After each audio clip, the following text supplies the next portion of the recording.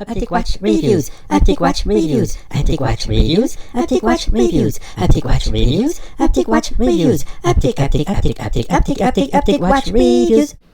Bonjour mes amis, hi guys, it has finally arrived. I had been eagerly awaiting this piece. This is the Kurono Chronograph 2. So if you're a bit new to this brand, these watches, this line of watches was created by a master watchmaker from Japan. His name is Hajime Asaoka, and he wanted to offer something for the people waiting for one of his watches. He produced very few a year. Everything is handmade. Also wanted to offer something for people who can't really afford those watches, and also have something for himself to wear. So there's a couple of three-handers. You might have seen on my channel the Mori, so the green dial three-hand watch. And before this chronograph 2, there was a chronograph 1 with more of a tuxedo dial, so white with black subdials, and also the opposite, black dial with the white subdials. I've been wanting to add this type of a bi-compact layout chronograph into my collection, especially with the pump pushers. I really love this look. It's a classic look of older chronographs, and lately you've seen quite a few brands coming up with such type of watch. Longines last year released again a tuxedo type of model. Hamilton has one, even a hand wound movement. So classically these watches would be hand wound. In the higher end, of course, you have Vacheron Constantin and Patek Philippe, and a watchmaker from Patek Philippe that you might know well is Roger Dubuis. When he left, he created a few homage watches, and now they are fetching higher and higher prices.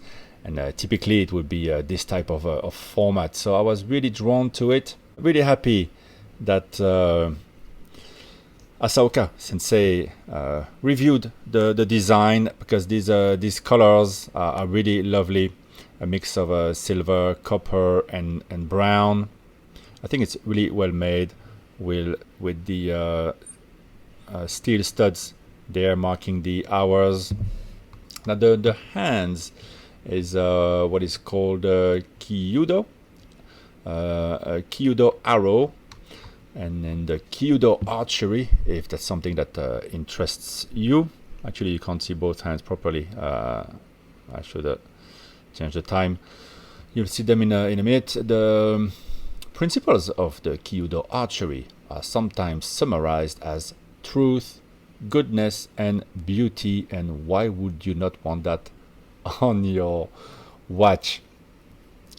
So it's not all just all just style. Of course, you have the Art Deco sensibility of the master shining through every detail of the dial. What I like is you have I finally have the three different scales. So you have the tachymeter, the pulsometer, and the telemeter. You're gonna need good eyes to be able to read them, but there was a lot of challenges in producing these dials, because as you can see, the two subdials, the movement inside could accommodate for an hour counter of the chronograph, but it was omitted, which I think is better. So you just have the minute counter, and here you have the running seconds. But those two subdials are sunken in, and they have a concentric guilloche pattern. Hopefully the camera will manage to pick it up. There you go. And so the continuation of the scale there at the center to make it proper required quite a bit of research, and there was quite some rejection. So I think it's really lovely done. Also, the choice of the hand of the running second is quite different from the arrow that you find there on the minute counter. What's really nice here is that the date has quite a strong presence, but at the same time works really well in the overall design, being framed that way. It is black on silver, Looks a bit more white here in the picture, but it is definitely silver, so marries really well with the rest of the dial, which I'll let you admire. You see interesting distortions through the boxed sapphire glass. You have the pump pushers, a nice size crown. Winding is typical Seiko. So inside, it's not just looks. You have quite an interesting Seiko column wheel vertical clutch. So take a good look at the actuation. It is extremely smooth. There's no jitter. Look when I stop.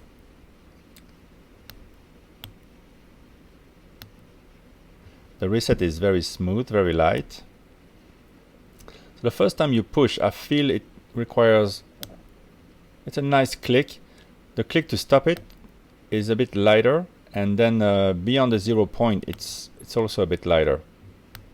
Just for to be complete about the details. It feels good, not too hard, not too soft. The reset is nice. Now, what you might not have noticed is that the minutes is continuous. So most chronographs, the minute hand will jump at every turn of the 60 seconds, usually with a little jitter. Now the higher type of watch making will make it instantaneous jump, which is never easy. But here you have something quite elegant, an elegant solution where whereby the minute hand is continuous. And this is related to the way of I think the way the reset is done to allow this to happen. So there you go, continuous minute hand, quite well done. And look at the reset, excellent, very smooth. 45 hours of power reserve, and of course the movement is going to dictate the format of the watch to quite a large extent. And while here you have 38 millimeter of diameter, which is, I think, perfect, not too small, not too big, slightly more vintage than a 40 millimeter. I think that wears great. The watch look is a bit boxy. It's around just under 14 millimeters, but if you remove the sapphire, you really only have 12-ish. And it probably looks boxier than it really is because of the construction, with basically almost no underbelly and no line to break this continuous rounded polished side. A bit like a Milgauss, although the Milgauss does have an underbelly.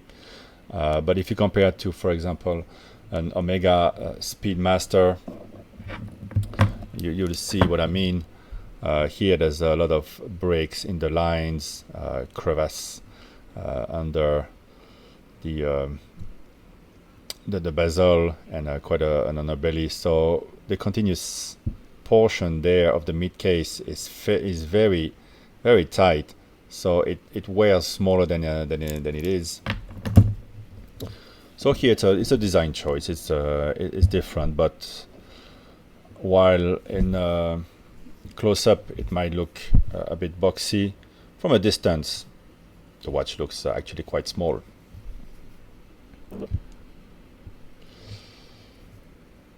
So there you go, all polished, nice. I like the little work there on the lugs. It's quite lovely. I'll show you the case back as well.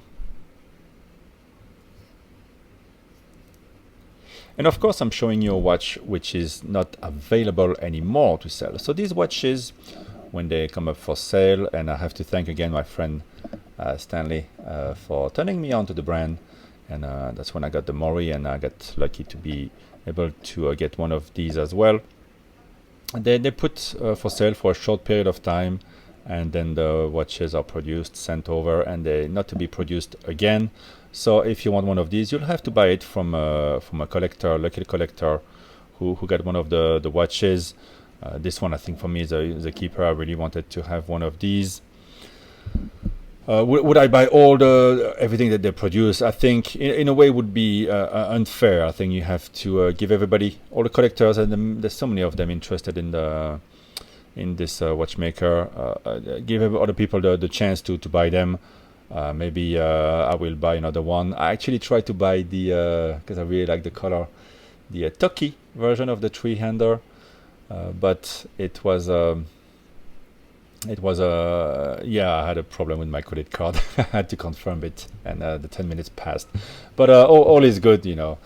We can't have them all, and so it's always interesting to talk about. Are you allowed to sell one of these? Because these brands, you know, they produce very few watches. They want them to go to people who keep them, collectors who can enjoy them. But at the same time, you can't keep everything you buy. And when you really love watches, you want to have them all.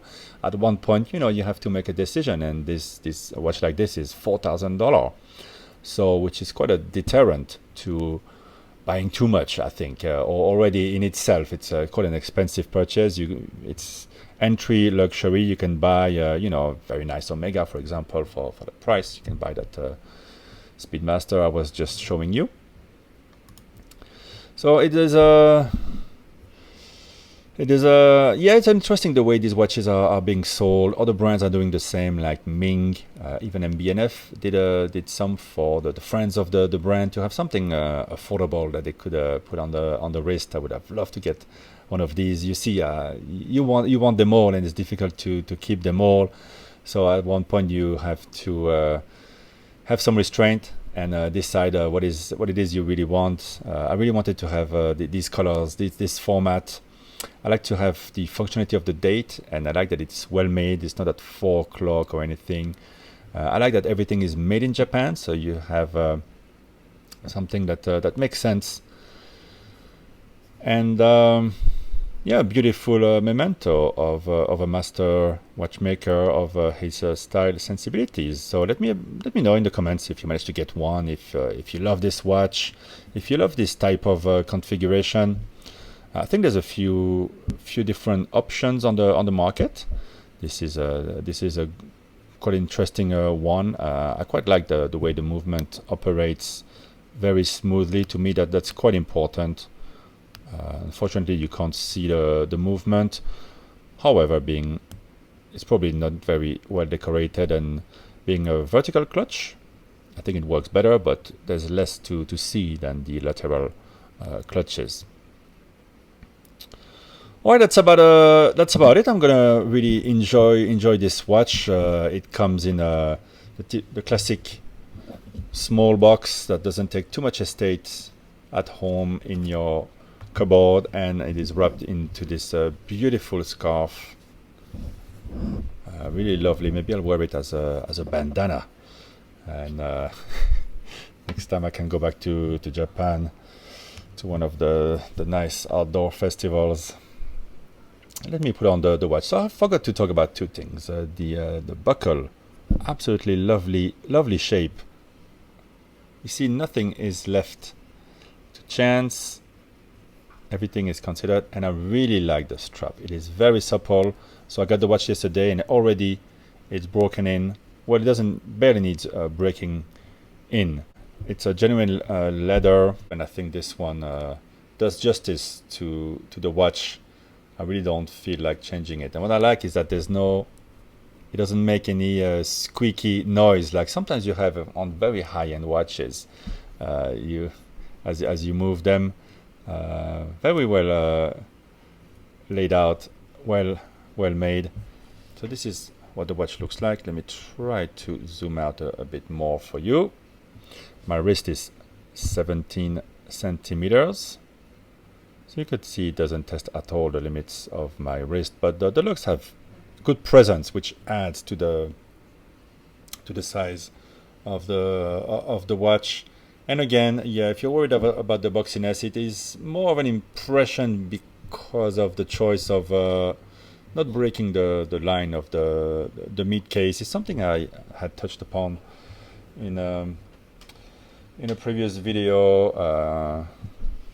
I have the Milgauss here. It's a bit similar the way it is looking on the side.